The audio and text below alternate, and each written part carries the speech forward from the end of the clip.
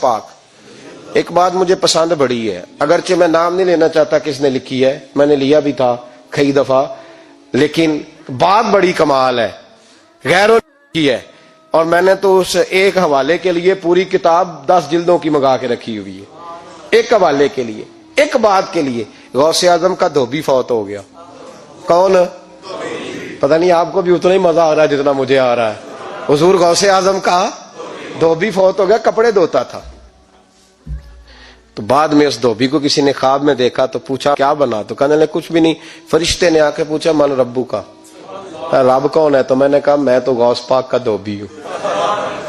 اس نے پوچھا ماں دینوں کا، تیرا دین کیا ہے؟ تو میں نے کہا میں غوث پاک کا دھوبی ہوں۔ فرشتہ پھر کہنے لگا تو کیسا دیوانہ ہے، میں کہہ رہا ہوں کہ اللہ کا پتہ بتا، رب بتا، تو غوث پاک کا بتا رہا ہے؟ کہتے 2-3 دفعہ کہا، جاگ رہے ہیں آپ لوگ؟ 2-3 دفعہ کہا، وہ بار بار یہی کہتا کہ میں غوث پاک کا، میں غوث اعظم کا دھوبی ہوں۔ کہتے ہیں حضور غوث اعظم اس کی قبر میں تشریف لائے، قبر میری تے میرے پیرا جے کر پاویں پھیرا، قبر میری تے میرے پیرا جے کر پاویں پھیرا، قبر دے وچوں ہڈیاں اٹھ کے مجرا کر سن تیرا۔ حضور غوث اعظم قبر میں آئے اور فرمانے لگے کیوں تنگ کرتے ہو میرے ماننے والے کو، کیوں تنگ کرتے ہو میرے، یہ کوئی لوارث ہے اس کو تنگ کر رہے ہو؟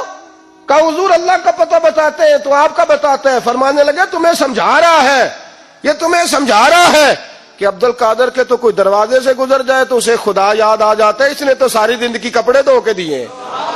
یہ تمہیں بتا رہا ہے کہ مجھے رب بھولا، ان کے تو گلی سے گزر جائے تو اللہ اللہ کرنے لگتا ہے، اور میں نے ساری زندگی کپڑے دھوئے ہیں، میں نے ساری زندگی ڈرائیوری کی ہے، میں نے ساری زندگی نوکری کی ہے، میں تابعدار رہا ہوں، مجھے رب بھول گیا ہے؟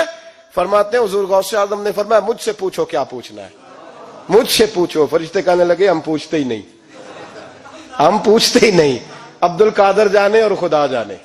بات ختم ہو گئی۔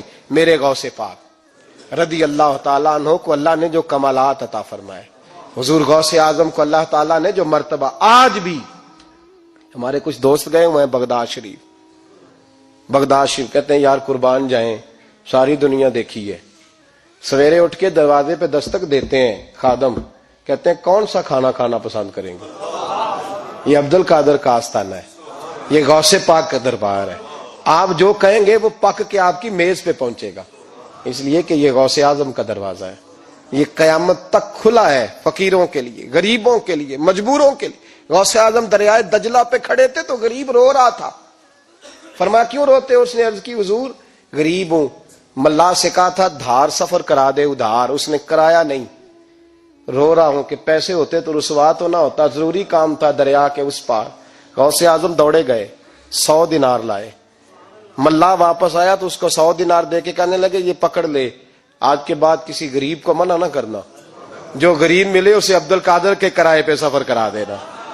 زندگی سخاوت سے بھری ہوئی تھی تو آج بھی ان کا آستانہ سخاوتیں بانٹ رہا ہے، آج بھی ان کا دربار سخاوتیں بانٹ رہا ہے۔ غوث اعظم درمیان اولیاء چوں محمد درمیان انبیاء، ان بزرگوں سے اپنی نسبت بنائیں۔ میرے اور تیرے رسول نے بیان فرمایا ہے تو جس سے محبت کرے گا قیامت میں اسی کے ساتھ اٹھایا جائے گا۔